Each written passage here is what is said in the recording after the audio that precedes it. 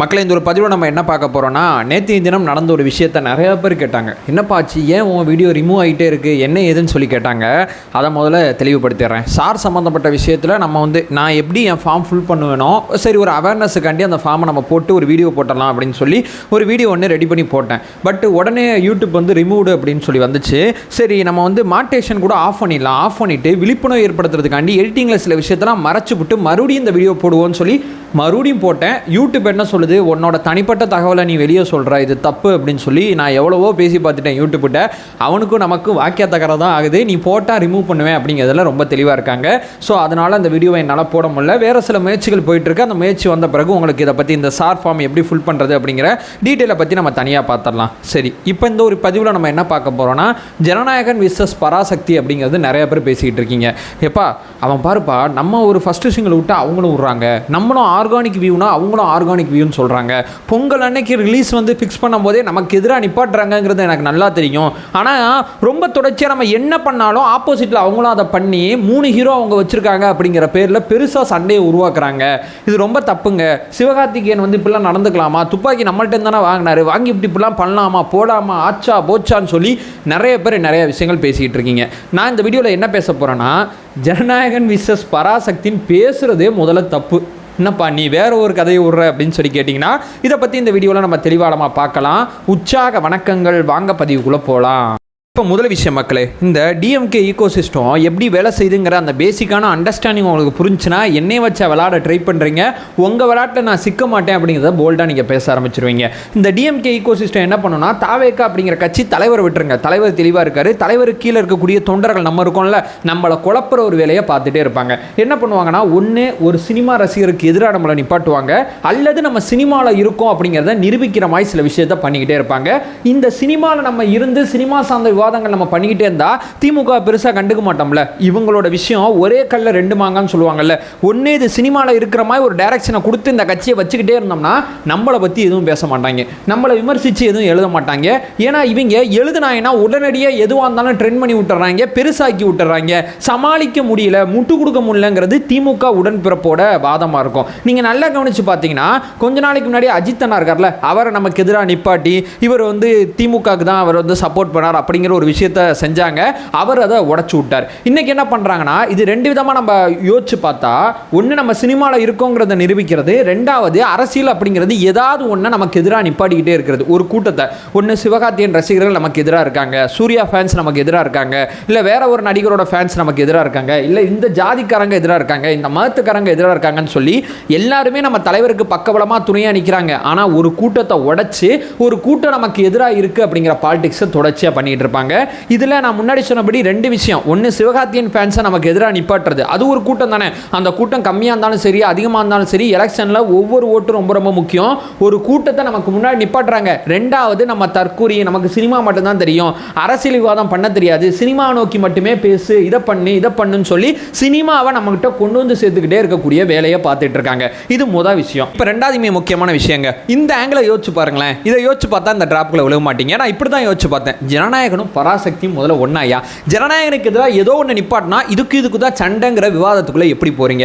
என்ன பொறுத்தவரை ஜனநாயகன் அப்படிங்கிறது நான் பார்க்குற கண்ணோட்டத்துக்கு அங்கே வேற எந்த திரைப்படத்தையுமே வைக்க முடியாது. ஏன் சொல்றேன்னா, ஜனநாயகன் எனக்கு சம்திங் ஸ்பெஷல். ஏன்னா ஜனநாயகன் அப்படிங்கிற அந்த படமா இருக்கலாம், அந்த படம் எனக்கு கடைசியான படம். அந்த படத்தில் ஃபர்ஸ்ட் லுக் போஸ்டர் ரிலீஸ் பண்ணலாம், அது என்ன பொறுத்தவரையும் விஜய் அண்ணாவோட கடைசி லுக் போஸ்டர். அந்த படத்தை பற்றி ஒரு சாங் ஒன்று முதல் சாங் ரிலீஸ் பண்ணலாம், அது என்ன பொறுத்தவரையும் கடைசி சாங். ஸோ ஜனநாயகன் அப்படின்னு எடுத்துக்கிட்டிங்கன்னா அது திரைப்படமாக மட்டும் நான் பார்க்கல, அதுக்கும் எனக்கும் பர்சனல் கனெக்ட் நிறையா இருக்குது. இங்கே பராசக்தி அப்படிங்கிறதுல 3 ஹீரோ இருக்கலாம், பெரிய டைரக்டர் இருக்கலாம், அது இருக்கலாம், இது இருக்கலாம், பயங்கரமான ஒரு டீமே அதில் ஒர்க் பண்ணலாம். இவங்க எவ்வளோ ஹார்ட் ஒர்க் போட்டு ஒரு திரைப்படத்தை எடுத்து வந்தாலும் இது திரைப்படம்.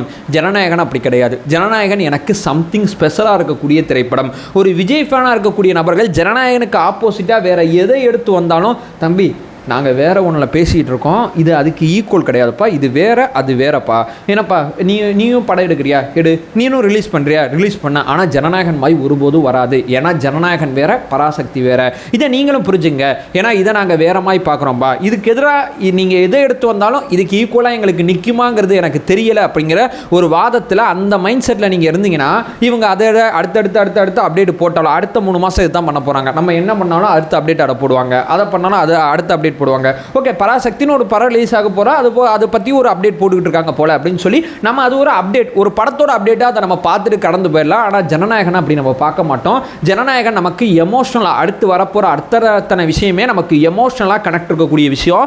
அது ஒரு பாட்டாக இருந்தாலும் நமக்கு அது 2 நாள் மைண்டில் ஓடிக்கிட்டே இருக்கும். ஆனால் பராசக்தியிலேருந்து எந்த ஒரு பிக்சர், எந்த ஒரு சீன் நமக்கு வந்தாலும் ஓகே பராசக்தியிலேருந்து ஏதோ அப்டேட் வந்திருக்கு அப்படின்னு சொல்லியிருக்கோம். ரெண்டுக்கு நடுவில் இவ்வளோ பெரிய வேறுபாடு இருக்குது. இந்த டிராப்பில் போய் விழுந்துடாதீங்க அப்படிங்கிறது என்னுடைய 2வது பாயிண்ட். இப்போ 3வது முக்கியமான விஷயம் என்னப்பா, நீ சொல்கிறதுனா ஓகே, என்னதான் இருந்தாலும் சிவகார்த்திகேயன் அவர்கள் நன்றி மறந்துட்டாருங்க.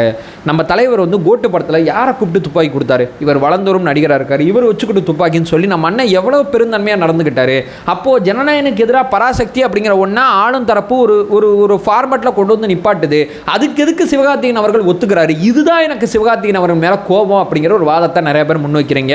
நான் மறுபடியும் சொல்கிறேன், ஜனநாயகனுக்கும் பராசக்தியும் அவங்க அப்படி பார்க்கவே மாட்டாங்க. சிவகார்த்திகேயன் அவர்களுக்கும் நல்லா தெரியும் இந்த அஜெண்டா ஃபெயிலியர் ஆகும். ஏன்னா ஜனநாயகன் வேற மாதிரி பார்ப்பாங்க, வேற கண்ணோட்டத்தில் பார்ப்பாங்க. இப்போ ஒரு சினிமாவோட இன்னொன்று சினிமாவை சேர்த்து ரிலீஸ் பண்ணாவே அந்த நபர்கள் அத்தனை பேரும் தப்பானவங்க அப்படின்னு நம்ம சொல்ல முடியாது. இப்போ தீபாவளிக்கு 4 படம் வந்துச்சு. இங்கே விஜய் அண்ணா படமும் ஒரு பக்கம் வந்து அஜித் அண்ணா படமும் 2 படமும் ஈக்குவலாக வரும். ஏன் இந்த படங்கள் அத்தனையுமே ஒரே நேரத்தில் ஈக்குவலாக வருதுன்னா, இப்போ பீப்புள் எப்போ அவைலபிளாக இருக்காங்களோ அப்போ படம் ரிலீஸ் பண்ணால் தான் அவங்க பர்ச்சேஸ் பண்ணுவாங்க, அதாவது படத்துக்கு போவாங்க. எப்போ இங்கே அவைலபிலிட்டி இருக்குது, எப்போ நான் வந்து டெய்லி படத்துக்கு போகிறாள், நீங்கள் வந்து டெய்லி படத்துக்கு போகிறாளா இருந்தால் நமக்கு எந்த பிரச்சனையும் இல்லை. ஒரு படம் எப்போ ஹிட் ஆகும்னா, எப்போ ஃபேமிலி ஆடியன்ஸ் உள்ளே வராங்களோ அப்போ மட்டும்தான் ஹிட் ஆகும். ஃபேமிலி ஆடியன்ஸ் எப்போ அவைலபிளாக இருப்பாங்கன்னா, ஒரு பண்டிகை, ஒரு கோடை விடுமுறை அல்லது தீபாவளி, பொங்கல், இந்த மாதிரி விஷயத்தில் தான் ஃபேமிலி ஆடியன்ஸ் அத்தனை பேருமே அவைலபிளாக இருப்பாங்க. அப்போ தான் எல்லாருமே படம் ரிலீஸ் பண்ணுவாங்க. எந்த கண்டென்ட் ஒர்த்தாக இருக்கோ அந்த கண்டென்ட் ஓட போகுது. இதை ரிலீஸ் பண்ணக்கூடிய அத்தனை பேருக்கும் தெரியும், நடித்த அத்தனை பேருக்கும் தெரியும். என் படம் வரும்போது உன் படம் ரிலீஸ் பண்ணிட்டீங்கன்னா நான் உன் கூட பேச மாட்டேன் அப்படிங்கிற அந்த சைல்டு பாலிடிக்ஸ்லாம் மேலே இருக்கிறவங்க கண்டிப்பாக பண்ண மாட்டாங்க.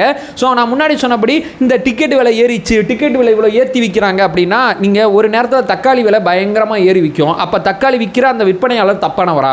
ஏன் தக்காளி விலை அன்னைக்கு கிலோ 100 ரூபா விற்கும் போது வாங்குறீங்க, கிலோ 10 ரூபா இருக்கும் போது வாங்குறீங்க? என்ன காரணம்? கிலோ 100 ரூபா விற்கும் போது அப்போ விவசாயிகள் தப்பானவங்க, மோசமானவங்க நீங்கள் பேசுகிறீங்களா? ஏன்னா டிமாண்டுக்கு ஏற்றபடி தான் சப்ளை. அதாவது முத ஷோக்கு ஒரு டிமாண்ட் இருக்குது. அந்த டிமாண்டுக்கு எதிராக அந்த டிமாண்ட் எவ்வளோ தூரம் இருக்கோ அந்த அளவு பணம் வந்து அதிகமாக இருக்கும். அந்த டிமாண்டு கம்மியாக அந்த முத ஷோவோட டிக்கெட்டு ரொம்ப கம்மியாகும். இதை எதிர்த்து நீங்கள் நீதிமன்றமும் போக முடியாது, இதை எதிர்த்து நீங்கள் எங்கேயும் போக முடியாது. ஏன்னா இது வியாபாரம். ஸோ சினிமா அப்படிங்கிறது முத காட்சி, இந்த ஃபேமிலி ஆடியன்ஸுக்கு ஏற்றபடி படம், இந்த ஃபெஸ்டிவலில் கொண்டு வர்றது, இது எல்லாமே போட்டது பணத்தை எடுக்க தான் போட்டவங்க முயற்சி பண்ணுவாங்க.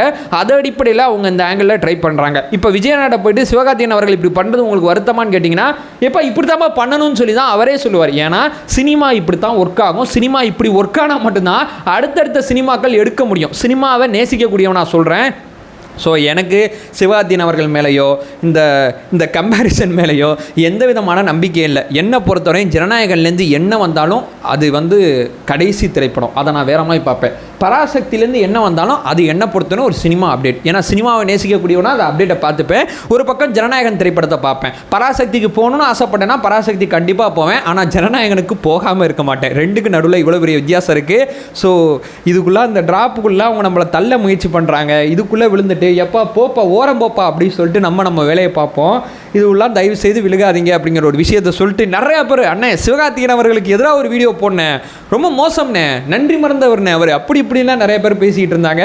அதுக்கு தான் இந்த வீடியோவில் சில விஷயத்தை நான் ஷேர் பண்ணேன். ஸோ அதை சொல்லிட்டு இந்த வீடியோ நான் எண்ட் பண்ணிக்கிறேன். நான் முன்னாடி சொன்னபடி அந்த வீடியோ ஏதாவது நான் ட்ரை பண்ணி ஏதாவது கொண்டு வரதுக்கு நான் முயற்சி பண்ணுறேன். தனிப்பட்ட முறையில் என்கிட்ட தகவல் கேட்குறவங்களுக்கு நான் என்னால் முடிஞ்ச தகவலை கொடுத்துக்கிட்டு இருக்கேன். என்ன பண்ணுறது, நம்ம யூடியூப்பில் வீடியோ போட்டுக்கிட்டு இருக்கோம், யூடியூப் புரிஞ்சுக்க மாட்டான், அதான் பெரிய பஞ்சாயத்தாக இருக்குது. அதை சொல்லிட்டு இந்த வீடியோ எண்ட் பண்ணிக்கிறேன். நம்ம சேனலை ஃபர்தராக ஃபாலோ பண்ணிங்கன்னா பொலிட்டிக்கல் சார்ந்து, குறிப்பாக டிவிக்கு சார்ந்து மிக முக்கியமான பல பதிவுகளை பார்த்துட்ருக்கோம். நம்மளோட ஒரே நோக்கம் அறியாமை அகற்ற வேண்டும், அறியாமை அகற்றப்பட வேண்டும். Thank you so much.